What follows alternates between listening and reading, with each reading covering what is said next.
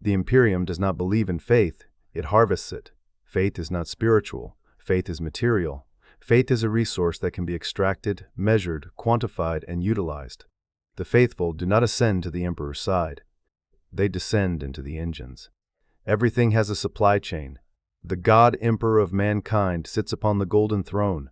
He has sat there for 10,000 years. He maintains the Astronomicon, the psychic beacon that allows navigation through the warp. Without the Astronomicon, the Imperium collapses. Trade ceases. Communication ends. Humanity fragments into a trillion isolated worlds. The Astronomicon requires power. The power comes from psychers. The psychers come from the faithful. This is not metaphor. This is logistics. 10,000 psychers die every day to fuel the Golden Throne. 10,000 souls are consumed, burned, rendered into psychic energy that keeps the Emperor's beacon lit. Where do 10,000 psychers per day come from? They come from the black ships. The black ships come from the worlds. The worlds come from the faithful. The faithful give their children. The children with the gift. The gift is a curse. The curse is necessary. At what scale must this happen for the Imperium to survive? The world is not a hive world. The word Sanctus Devotia orbits a dying star in the segmentum Pacificus. The world is not a forge world. It is not a hive world. It is not a hive world. It is a shrine world. The entire planet is a temple. 7 billion souls live on Sanctus Devotia. They do not produce weapons. They do not grow food. They do not mine ore. They pray. Prayer is their industry. Faith is their product. Devotion is their quota. The university sees they calls is the great and the semplesis of the Enhadia. The surface of Sanctus Devotia is covered in cathedrals. The cathedrals are massive structures of stone and steel. Each cathedral is kilometers tall. Each cathedral houses millions of pilgrims. The pilgrims come from across the sector. They come seeking redemption. They come seeking blessing. They come seeking the Emperor's grace. They come with offerings, thrones, relics, children, especially children. The university in Nain. His dais of the side Stevelisions 5. What would Faldzis the base, the largest cathedral, is the Basilica Eternal. The basilica occupies the world's northern continent. It is visible from orbit, a structure so vast it appears as a scar across the planet's surface. The basilica houses 3 billion pilgrims at any given time. The basilica is managed by the ecclesiarchy. The ecclesiarchy does not govern. The ecclesiarchy harvests. They harvest faith. They harvest psychers. They harvest psychers. The world has minimal. The ray of Uptra, the sky above Sanctus Devotia, is perpetually gray, not from pollution. The world has minimal industry, from incense. Billions of censers burn day and night. The smoke rises in pillars that merge into a planetary cloud layer. The air smells of myrrh, frankincense, and burnt offerings. The air tastes of devotion. The hymns are not beautiful. The hymns are broadcast from vox towers that pierce the cloud layer. The hymns are not gentle. They are not beautiful. They are overwhelming, thunderous. The words echo across continents. The Emperor protects. The Emperor provides. The Emperor demands. We give. We sacrifice. We serve. The pilgrims sing along. They have sung along for generations. They will sing along forever. Be you were. Be. The ordinary. So rees. Na was. The ordinary life. Sister Marin Voss had lived in the Basilica Eternal for 47 years. She was a member of the Order of the Blessed Offering, a minor order of the Adeptus Sororitas dedicated not to war but to service. Her service was simple. She tended the pilgrims. She distributed water. She provided bandages. She listened to confessions. She recorded tithes. She had done this since she was 16. She had taken her vows at 16. She had no memory of life before the Basilica. There was no life before the Basilica. There was only the Emperor. The Salradi of you of one of you of Uver. Marin lived in a cell in the Basilica's southern wing. The cell was 2 meters by 3 meters. It contained a cot, a small shrine, a wash basin, and a single book, the Imperial Creed. She woke at 0400 hours. She prayed for 1 hour. She attended morning devotional at 0500 hours. She broke fast at 0600 hours, water, bread, a vitamin supplement. She worked from 0700 to 2000 hours. She attended evening devotional at 2000 hours. She prayed for 1 hour. She slept at 2000 hours. She had done this for 31 years. She would do this until she died. This was life. This was service. This was enough. The order was Subina Sigs. She worked. Maren had no family. The order was her family. She had sisters in service. She knew their faces. She worked beside them. But she did not know their histories. She did not know their fears. She did not know their dreams. Such things were not discussed. Personal history was irrelevant. Only service mattered. Only service mattered. The pilgrims are free. The pilgrims. Every day, 10,000 new pilgrims arrived at the Basilica Eternal. They came by foot, by transit, by pilgrim ship. They came from across the sector. They came seeking the Emperor's blessing. The Gate of Sudges. The Marchen and Setches. The pilgrims were processed at the Basilica's main entrance, the Gate of Supplication. The gate was 300 meters tall. It was carved with images of the Emperor in his various aspects: warrior, judge, protector, god. The pilgrims entered through the gate. They were directed into processing halls. The processing halls were vast chambers filled with rows of benches. The pilgrims sat. They waited. Eventually, a member of the ecclesiarchy called them forward. The ecclesiarch recorded their names, their worlds of origin, their reasons for pilgrimage. Then the ecclesiarch asked the question. The question was always the same. Do you bring offerings? These offerings were accepted. Most pilgrims brought small offerings. Most pilgrims brought small offerings, coins, handmade icons. These offerings were accepted and catalogued. They were stored in vast vaults beneath the basilica. The vaults contained billions of offerings. Most would never be seen again. But some pilgrims brought greater offerings. They brought children. The hall was where pilgrims presented. The offering on day 11447 of Marin's service. She was assigned to the Hall of Sacred Gifts. The hall was where pilgrims presented their most valuable offerings, relics, ancient texts, blessed weapons, and children, and children, and children. A family approached Marin's station. The family consisted of a father, a mother, and a boy. The boy was perhaps 9 years old. He was thin. His eyes were wide and dark. The father spoke. "We come to make an offering," the father said. "What do you offer?" Marin asked. The father placed his hand on the boy's shoulder. "Our son." Marin had heard this before. Many pilgrims offered their children to the ecclesiarchy. The children would be raised in service. They would become scribes, servitors, or, if they were very fortunate, members of the Schola Progenium. "Your offering is noted," Marin said. "The child will be tested and assigned." The mother was crying silently. The father's face was hard. The boy stared at Marin. "Will I see them again?" the boy asked. Marin did not answer. The answer was no. The answer was always no. The answer was always no. Marin led the boy to a testing chamber. The chamber contained a simple chair, a table, and a psych-out detector. An ecclesiarch technician operated the detector. "Sit," the technician said. The boy sat. The technician activated the detector. The detector was a device that measured psychic resonance. It detected latent psychers. It detected the gift. The detector hummed. The needle on the gauge moved. It moved far to the right. The technician's eyes widened slightly. He deactivated the detector. He made a notation on his data slate. He looked at Marin. "Positive," he said quietly. "High grade." Marin understood. The boy was a psyker.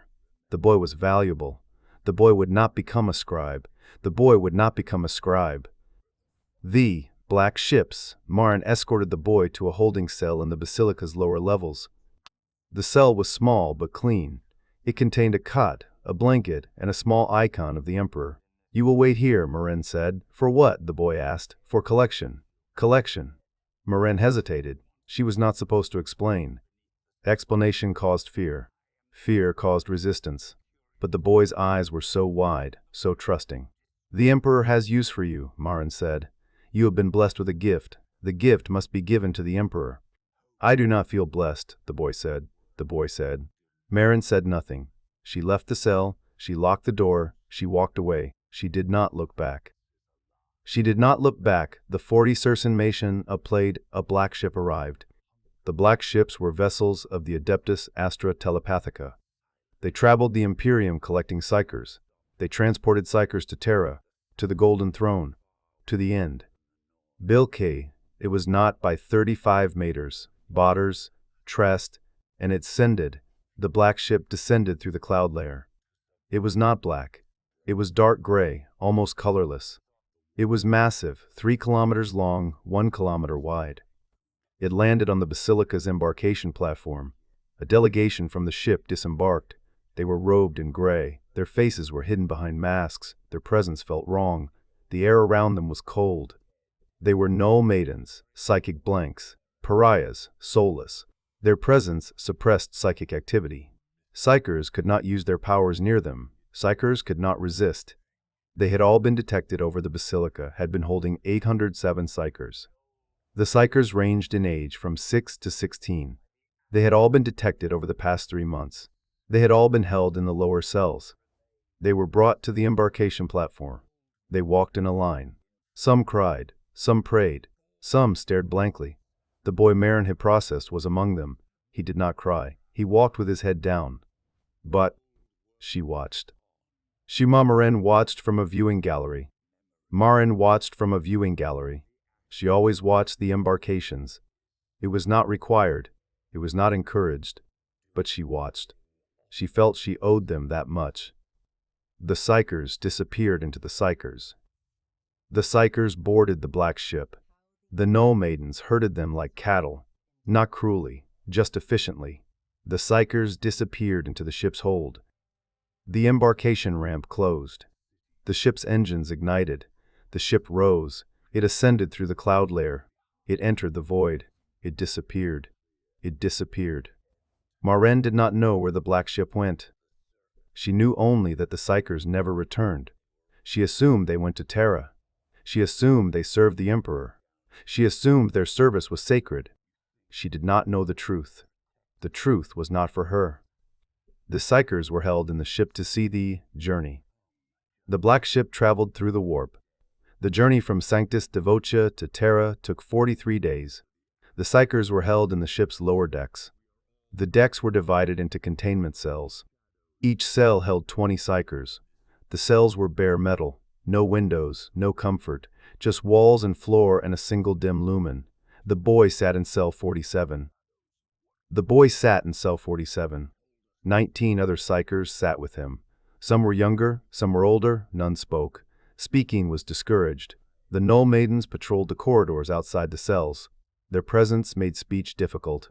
Their presence made thought difficult. The boy felt hollow. He felt nothing. The gift within him was suppressed. The voices he sometimes heard were silent. The visions he sometimes saw were gone. He was just a boy being taken somewhere. Tagir. A boy being taken somewhere. A food was delivered once per day. The food was nutrient paste dispensed through a slot in the cell wall. The paste was gray, tasteless, but it was food. The boy ate. The child was perhaps 7. On day 17 of the journey, one of the younger children began to scream. The child was perhaps 7 years old. A girl. She screamed and screamed. She clawed at the walls. She beat her fists against the door. The null maidens did not respond. The screaming continued for 6 hours. Then it stopped. The girl lay on the floor, unconscious. The null maidens entered the cell. They carried the girl away. The boy never saw her again. The boy never saw her again. On day 29 of the journey, the ship shuddered. A warp turbulence. The lights flickered. The boy felt something shift. For just a moment, the null maiden's presence weakened. For just a moment, the gift returned. The boy saw. He saw the warp. He saw the currents of unreality pressing against the ship's Geller field. He saw things moving in the darkness. Things with too many eyes. Things with no eyes. Things that wanted in. He screamed. The null maiden's presence returned. The vision disappeared.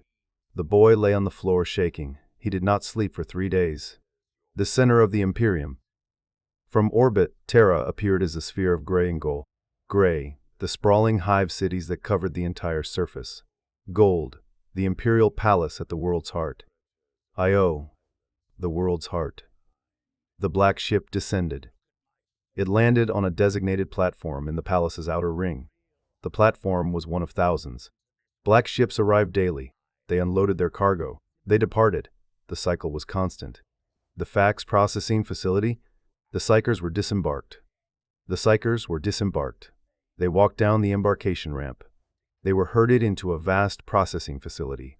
The facility was called the Hall of Judgment. The use of the brats and members of a Haid. The static textiles that tremen to a Hall of Judgment. The Hall of Judgment was a cathedral-sized chamber of black stone and gold trim. Thousands of Psychers filled the hall. They stood in lines that stretched beyond sight. The lines moved slowly toward processing stations. Stations. Dot amassed. Neversive, the boy stood in line. 847. He stood for 9847. He stood for 9 hours. Finally, he reached the front. A robed figure sat behind a desk. The figure was a member of the Adeptus Astra Telepathica. His face was hidden behind a mask. His voice was cold. Age, 9, the boy said. Origin world, Sanctus Devotia. The figure made notations on a data slate. You will be tested. If you pass, you will be trained. If you fail, you will be sanctioned. What does sanctioned mean? The boy asked. The figure did not answer. Next, the figure said. The walls were inscribed. The boy was led to a testing chamber. The boy was led to a testing chamber. The walls were inscribed with wards and protective sigils. In the center of the chamber stood a tech priest. The tech priest held a device. The device was crystalline. It glowed faintly. This is a psychic resonator, the tech priest said. It will measure the strength and control of your gift. You will attempt to activate it. Begin. The boy stared at the device. He reached out with his mind. The gift was weak, suppressed by months of exposure to the Null Maidens. But it was there. He pushed. The crystal glowed brighter. He pushed harder. The crystal pulsed. He felt something warm in his skull. He pushed with everything. The crystal flared. Then it shattered. Then it shattered. The tech priest made a notation. The tech priest made a notation. Power level, moderate. Control, poor. Classification, theta grade. Recommended assignment, fuel. Fuel? The boy asked. The tech priest did not answer. Next, the tech priest said. The facility was Tumstaus, the Lassie and Slade Far, the Quar. The boy was led to a holding facility deep within the palace. The facility was called the Choir Staging Area. It held 10,000 Psychers. They were the fuel. D said. The boy was assigned Astra D. The boy was placed in a dormitory. The dormitory was a vast chamber filled with cots. Each cot was occupied. The boy was assigned cot 8, 8847. He lay down. He stared at the ceiling. The ceiling was gold. He did not sleep. He did not sleep. The next morning, the boy was awakened by a servitor. You will be instructed, the servitor said. The boy followed the servitor to an instruction chamber. The chamber was filled with other Psychers. They sat on benches. A robed instructor stood at the front. The instructor was human, mostly. His eyes glowed with psychic energy. You are fuel, the instructor said. You will sustain the Golden Throne. You will sustain the Astronomicon. You will sustain the Emperor. This is the highest service. This is the greatest honor. You should be proud. The boy did not feel proud. He felt afraid. The Emperor will consume your essence. The instructor continued. The process is simple. You will be brought before the Golden Throne. You will offer your psychic essence to the Emperor. The Emperor will consume your essence. You will become one with him. Your life will end, but your service will be eternal. A girl raised her hand. Will it hurt? The instructor paused. Yes, he said, but the pain is brief, and it is sacred. The girl began to cry. The instructor ignored her. You will be prepared over the next 14 days. You will be trained to open your minds fully. You will be trained to surrender yourselves completely. This is necessary. Resistance causes complications. Surrender ensures efficiency. The instructor looked across the chamber. You are the chosen. The Emperor has called you. You will answer. Dismissed. The chambers were bare. The Psychers sat on the floor. They were instructed to open their minds, to reach into the warp, to embrace the power, to embrace the power. The boy tried. The boy tried. He felt the warp. It was a current of energy. It felt warm, inviting, but it also felt wrong. It felt like drowning. He pulled back. A tech priest struck him with a shock. "Prod, open your mind," the tech priest said. The boy tried again. He reached deeper. The warp surged. He felt things moving in the current, things that noticed him. He screamed and pulled back. The tech priest struck him again. "You will learn to surrender. You will learn to accept. This is your purpose." By day 12, he could hold it. By day 10, the boy had learned to hold the connection for 30 seconds. By day 12, he could hold it for 2 minutes. By day 14, he could hold it for 5 minutes. He was ready. Days, performer. The Bringmine and day seconds. The Bringmine stretched in the roan. On day 15, the boy was summoned. He was dressed in a simple white robe. He was led through corridors of gold and black stone. He walked with 9999 other psychers. They walked in silence. They entered a chamber so vast the ceiling disappeared into darkness. The chamber was the Sanctum Imperialis. At the center of the chamber stood the golden throne. Dies cell. The 1970s, but a ground of the posting one. The throne was not a chair. It was a machine. A vast construct of gold and adamantium. Cables thick as trees extended from the throne in every direction. Conduits pulsed with energy. Machinery hummed with a sound that resonated in the bones. And seated upon the throne was the Emperor. The boy could not see. The boy could not see the Emperor's face. The Emperor was encased in machinery, tubes, wires, sensors. But the boy could feel the Emperor. The presence was overwhelming. It was like standing before a star. It was like staring into infinity. The boy fell to his knees. He was not alone. All 10,000 psychers knelt. The cables connected to the throne. Tech priests moved among the psychers. They attached cables to each psycher's temples. The cables connected to conduits. The conduits connected to the throne. The voice felt his mind being Paul. A voice echoed through the chamber. The voice was not spoken. It was psychic. It pressed directly into the mind. Comb. The boy felt his mind being pulled. Pulled toward the throne. Pulled toward the Emperor. He resisted. The pull intensified. COME, serve, give. The boy's resistance shattered. His mind opened. The warp surged through him. He felt his psychic essence being drawn out, pulled through the cables, channeled into the conduits, fed into the throne, fed into the Emperor, fed into the Emperor. The boy screamed. The boy screamed. The pain was absolute. It felt like burning, like being consumed from the inside. He tried to pull back. He could not. The pull was irresistible. His essence flowed out, more and more. He felt himself diminishing, becoming less, becoming hollow, becoming hollow. Around him, the other psychers screamed. 10,000 voices raised in agony. The sound was like a hymn of suffering, a hymn of sacrifice, a hymn of sacrifice. The boy's vision blurred. He saw light, brilliant, terrible light.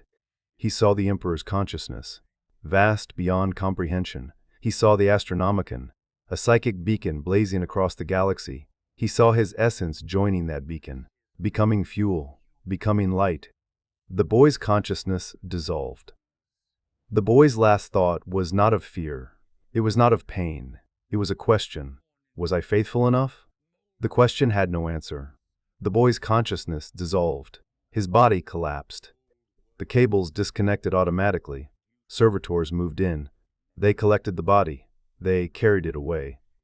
The forces, brof, is in last example, and America's L computation. The body was transported to a reclamation facility beneath the Sanctum Imperialis.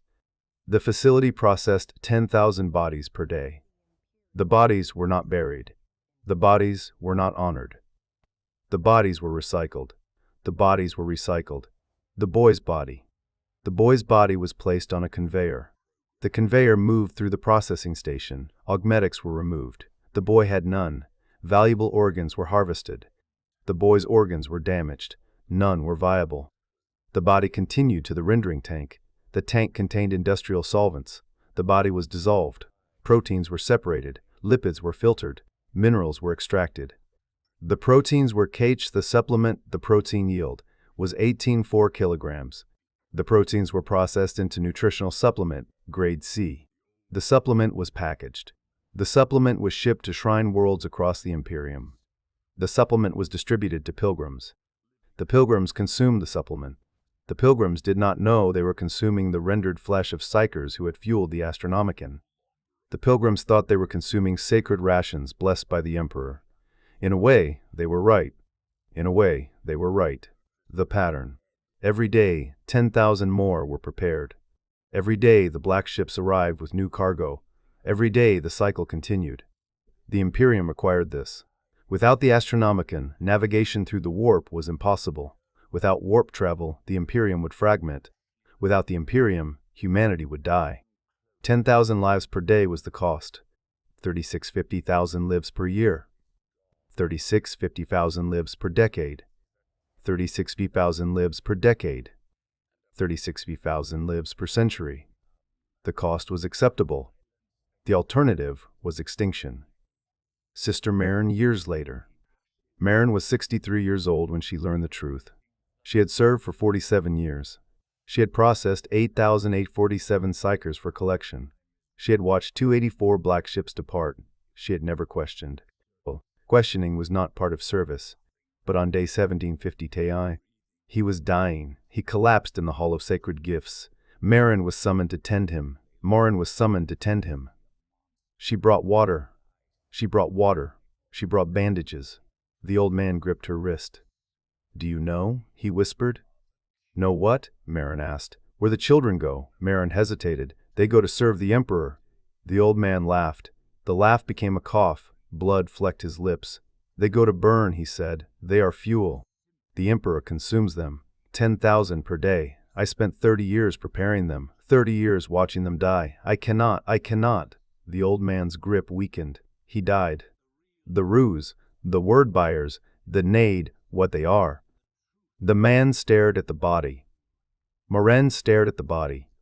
She felt something cold in her chest. Fuel. The word echoed. She had sent 8,847 children to burn. She had thought she was sending them to serve. But service was burning. Service was fuel. No, it was fuel. I-5'd Emperor des de level 10 Una. And Marin did not sleep that night. She knelt in her cell. She prayed. She asked the Emperor, "Was this your will?" The Emperor did not answer. The Emperor never answered. But Marin understood.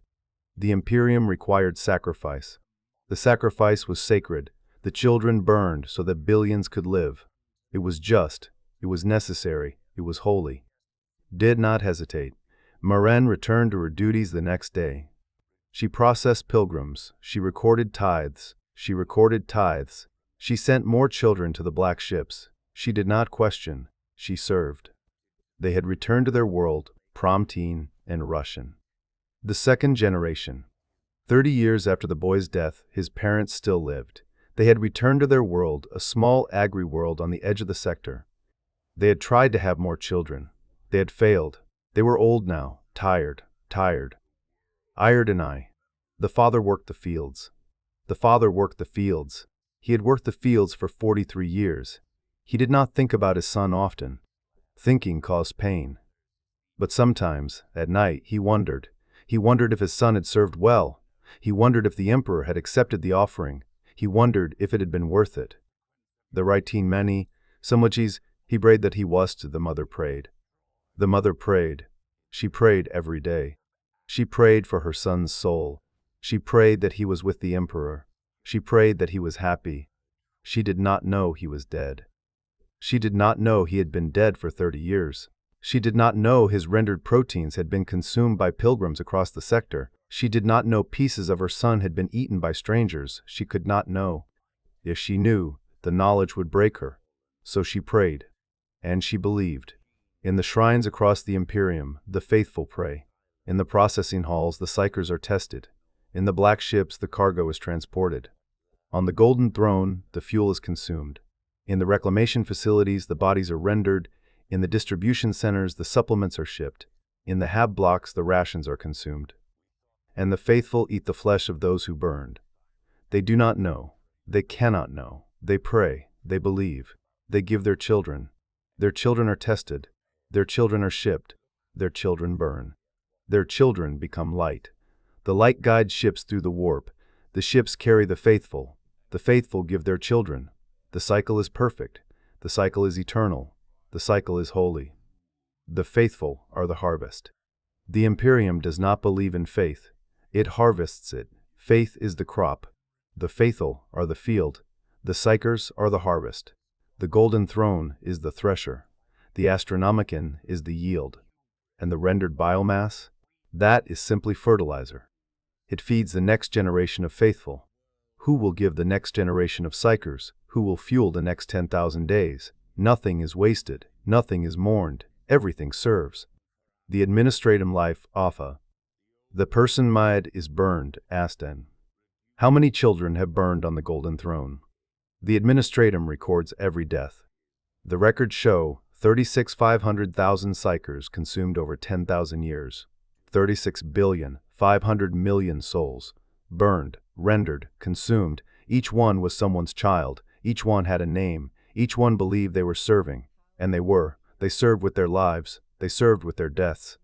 They served with their rendered flesh. The service was total. The service was absolute. The service was sacred. DPAR. Nixus-staction. Nix is the tection. Nixus-staction. Nixus-action. Of the Adeptus Astra Telepathica, a record exists. PSYKER. Designation. Theta 88471AR. Region. Sanctus Devotia. HSEAA. AK8. Exisfication. Nanxious classification. Fuel status. Consumed a biomass. 1s status. 18.4 kg. The record does not include a name. Names are not recorded for fuel.